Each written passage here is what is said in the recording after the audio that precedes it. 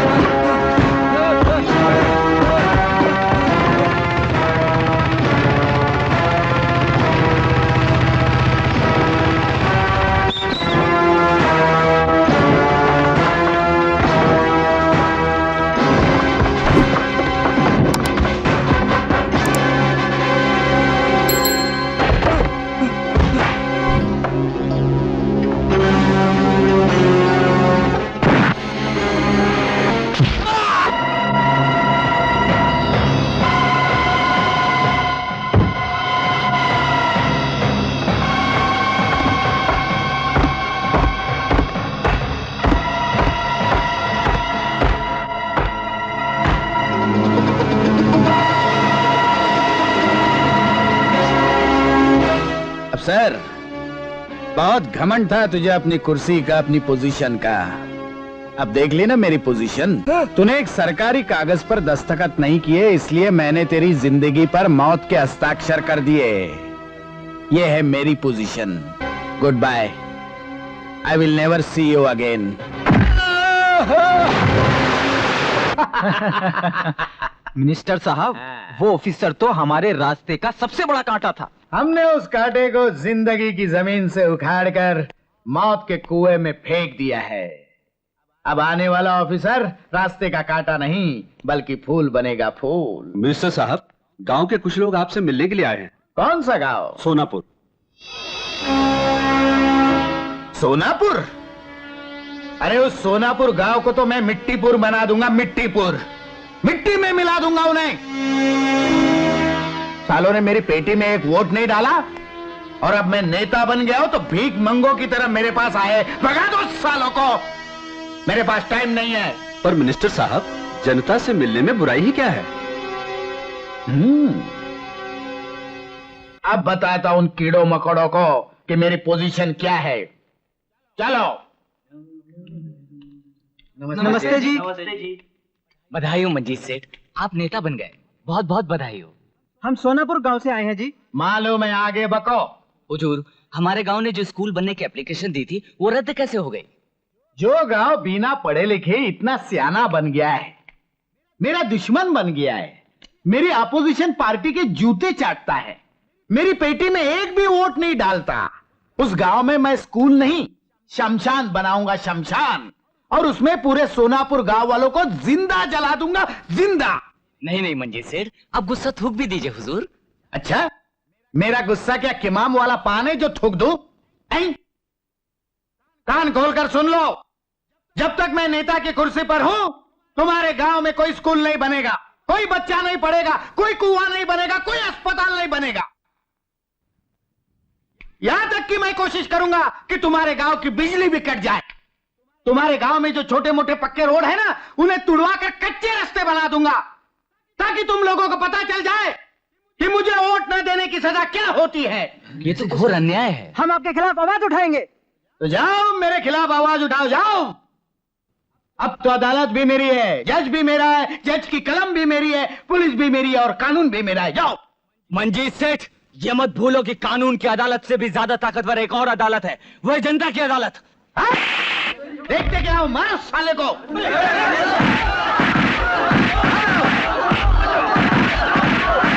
मारो साले को, मारो।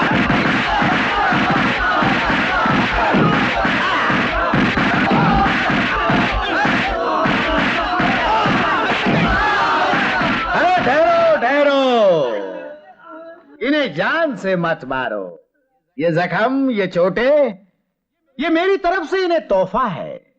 ये तोहफा इन्हें सोनापुर ले जाने दो, ताकि सोनापुर का बच्चा बच्चा जाने कि मंजित सेठ से पंजा लड़ाने का अंजाम क्या होता है। जाओ जाओ अपने गांव और बनाओ जनता की अदालत। देखता हूं कौन मुझे सजा देता है।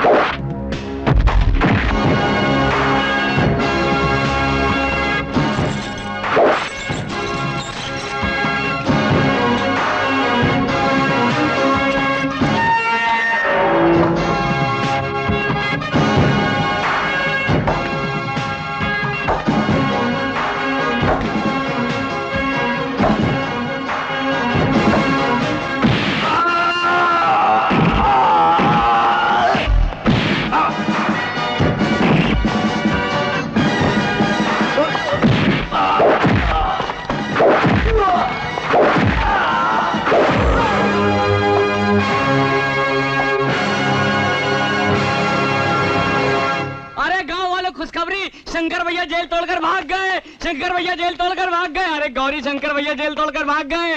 अरे सुनिए पंडित जी, शंकर भैया जेल तोड़कर भाग गए। अरे मौसी, अपना शंकर जेल तोड़कर भाग गया है। अब वो मंजीत सेठ को जिंदा नहीं छोड़ेगा मौसी, देखना। हाँ, शंकर भैया जेल तोड़कर भाग गए।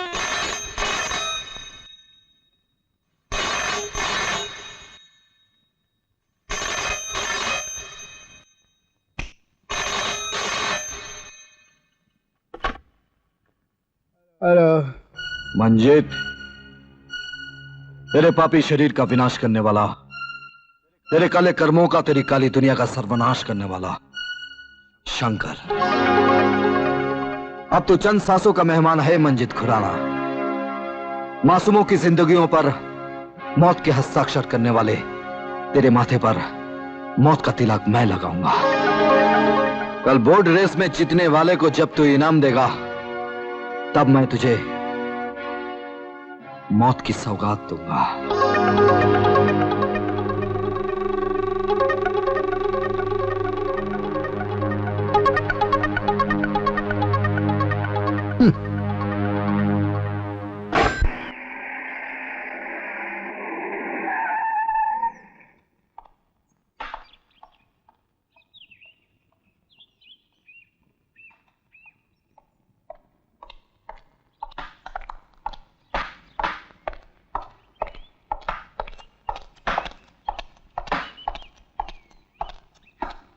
सर, मैंने आपके प्रोटेक्शन का पूरा बंदोबस्त कर दिया है। फिर भी आप उस बोट रेस में ना जाएं तो अच्छा होगा। ना मैं दुश्मन से डरता हूं ना मौत से। दुश्मन की गर्दन पर पांव रखकर जीता हूं मैं बोट रेस में जाऊंगा और 100% जाऊंगा। मगर सर, जेल से भागा हुआ मुजरिम बहुत खतरनाक है। खतरनाक है?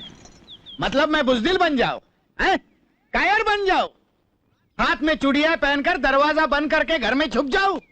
नॉनसेंस। अरे मेरी पोजीशन क्या होगी? मालिक, पोजीशन को मारो गोली, पहले बचने का सोचो।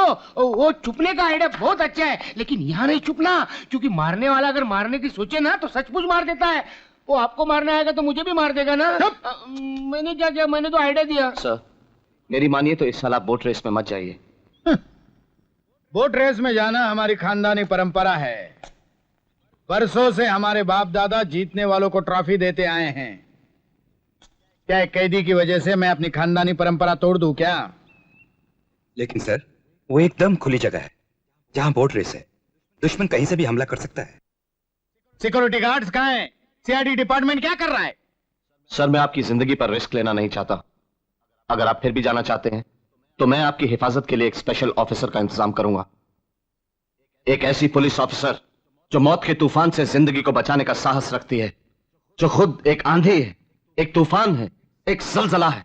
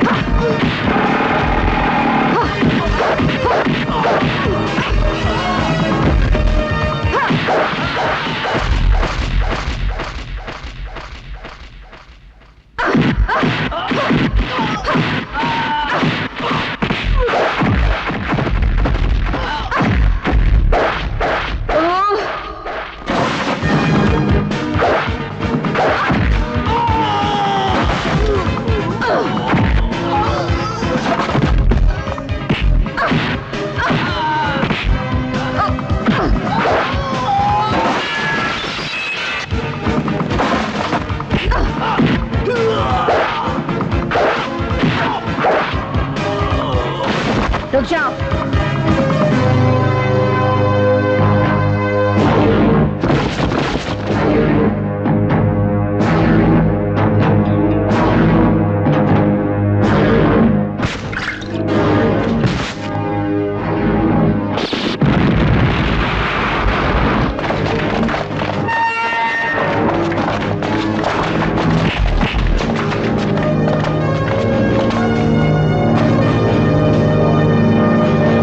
ये गोलियां खाओ, शहद बनाओ। अजी सुनती हो भाग्यवान?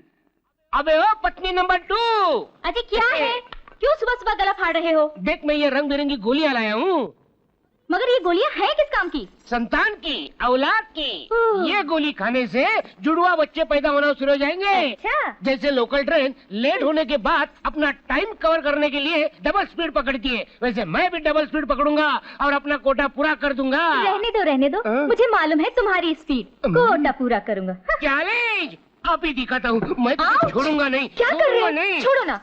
क्या आज तुम्हें मिनिस्टर साहब के यहाँ नहीं जाना है? मरना है क्या? अगर मैं वहाँ गया ना तो तू विधवा हो जाएगी। वो शंकर है ना, वो मिनिस्टर साहब को मारने के लिए आ रहा है।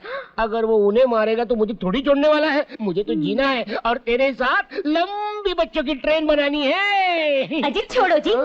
तुम क्या बनाओगे बच्चों की ट्रेन? अगर बच्चा पैदा करने लायक होते तो वो पत्नी नंबर 1 तुम्हें छोड़कर भागती नहीं। देख तू मेरी जवानी को, मेरे खुददारी को मत ललकार। अच्छा तो क्या होगा? भूचाल आ जाएगा। भूचाल? जिस दिन भूचाल आएगा ना तो उस दिन मैं देख लूंगी। बच्चों की ट्रेन बनाओ। दिखाता हूँ, मैं दिखाता हूँ।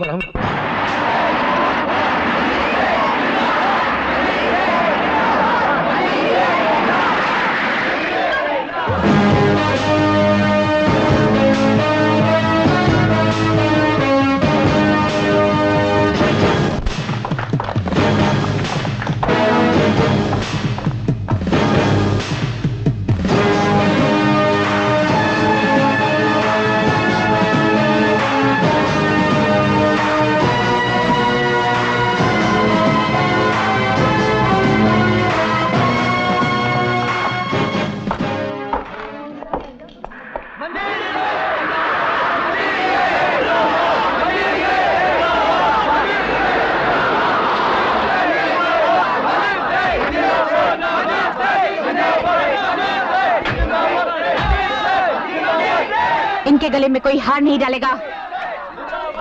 ये क्या किया आपने? सर ये आपकी सुरक्षा के लिए है। हाँ। बाकी सब इंतजाम तो ठीक है ना? मिनिस्टर साहब अगर शंकर यहाँ आया या तो वो गिरफ्तार होगा या फिर पुलिस की गोलियों का शिकार होगा। आइए सर।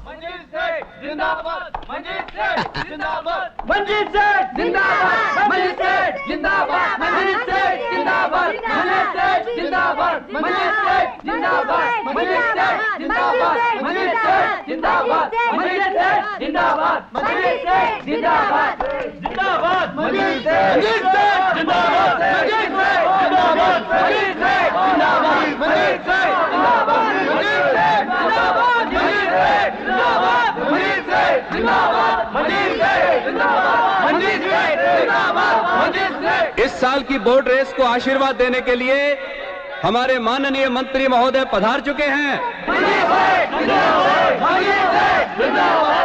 अब बोट रेस का कार्यक्रम शुरू करो।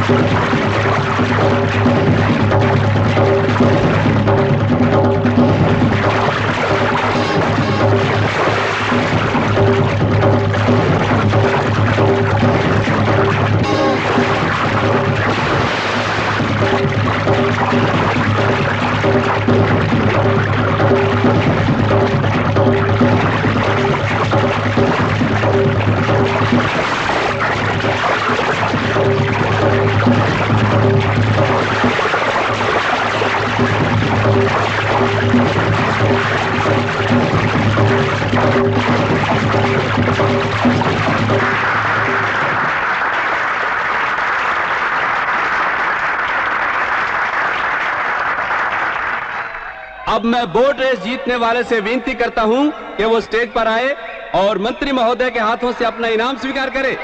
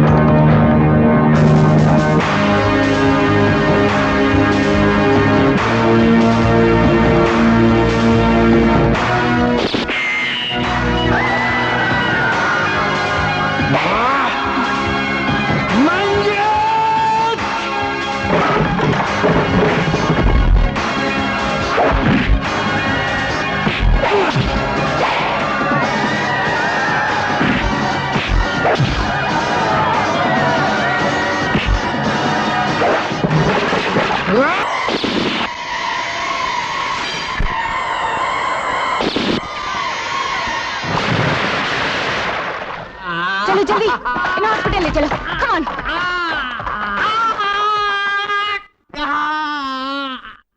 ओ पत्नी नंबर 2, ओ पत्नी नंबर 2। ओहो, क्या है, आप क्यों चिल्ला रहे हो? अपने मिनिस्टर साहब है ना, हाँ? शंकर ने उनका हाथ काट डाला है।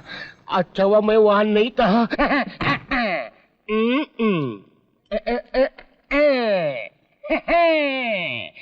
अब कोई अंदर नहीं जाएगा, कोई बाहर नहीं जाएगा।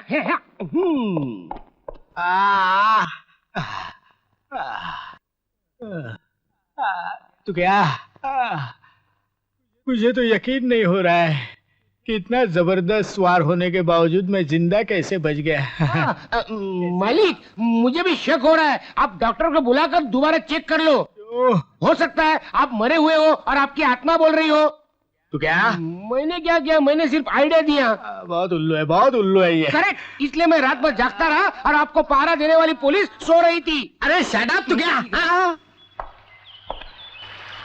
मैडम, शंकर उस गांव में छुपा हुआ है और वहां जाने का रास्ता सिर्फ बोट है।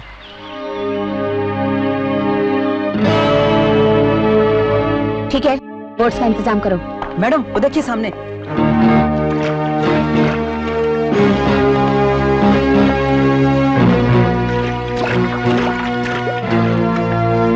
भगवान के लिए आप वापस चली जाइए। मैं मुजरिम शंकर को गिरफ्तार किए बिना वापस नहीं जा सकती। नहीं नहीं, अगर आपने वहां पाँव भी रखा तो हमारा एक भी बच्चा जिंदा नहीं छोड़ेगा। उसने हमारे गांव के 30 बच्चे वहां पकड़ रखे हैं। हम आपको वहां नहीं जाने देंगे। अगर आपकी परछाई भी उस गांव में पड़ गई तो 30 के 30 बच्चे मारे जाएंगे। जरा सोचिए आप। घबराओ मत, बच्चे भी जिंदा रहेंगे और शंकर भी गिरफ्तार होगा। लेकिन आप लोगों को एक बात का ध्यान रखना पड़ेगा, शंकर इस गांव से बच के न जाने पाए। ठीक है, हम आपसे वादा करते हैं।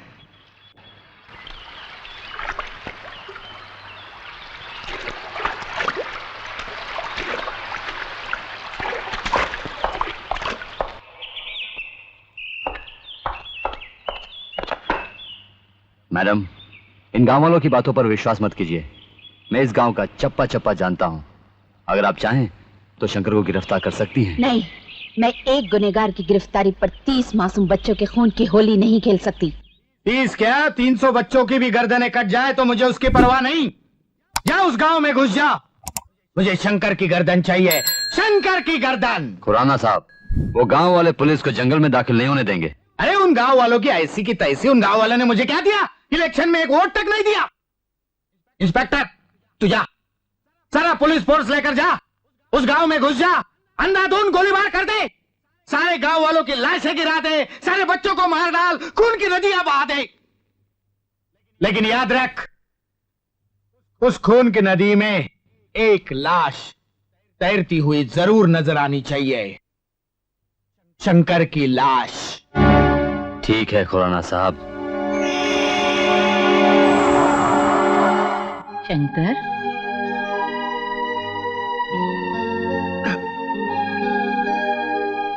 ले बेटा, थोड़ा सा दूध पी ले, आराम हो जाएगा।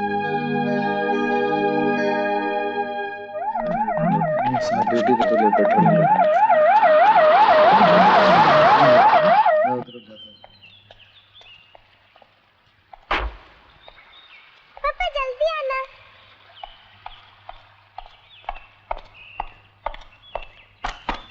ये क्या है? हाँ, एक मुजरिम को पकड़ने के लिए ये तुमने क्या तमाशा बना रखा है? तमाशा सर? और क्या, ये टेंट, ये घेराव, ये पहरेदारी। सर, मुजरिम की गिरफ्तारी के लिए ये पहरेदारी बहुत जरूरी है। 1 हफ्ता गुजर चुका है, अब तक तुमने क्या किया है? सर, मेरा बस चले तो मैं अपनी जान कमा कर भी उस मुजरिम की धज्जियां उड़ा दूं, मगर मजबूरी है। कैसी मजबूरी? सर, आप जानते हैं उस मुजरिम ने गांव के 30 बच्चों को अपने कब्जे में कर रखा है। उन मासूमों की जिंदगी का सवाल है सर। अगर हमारे कारण उस मुजरिम ने उन बच्चों की हत्या कर दी तो? अगर वो उन बच्चों की हत्या करता है तो करने दो। 30 बच्चों की हत्या के डर से हम हाथ पे हाथ रखकर नहीं बैठ सकते।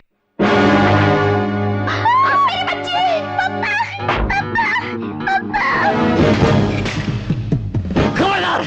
नहीं ज्योति, नहीं ज्योति, मैं कहता हूं रुक जाओ, मैं कहता हूं रुक जाओ, रुक जाओ, मुझे गोली मार दूंगा। ज्योति, मैं कहता हूं रुक जाओ, मैं कहता हूं रुक जाओ, मुझे गोली मार दूंगा। आगे नहीं बढ़ना।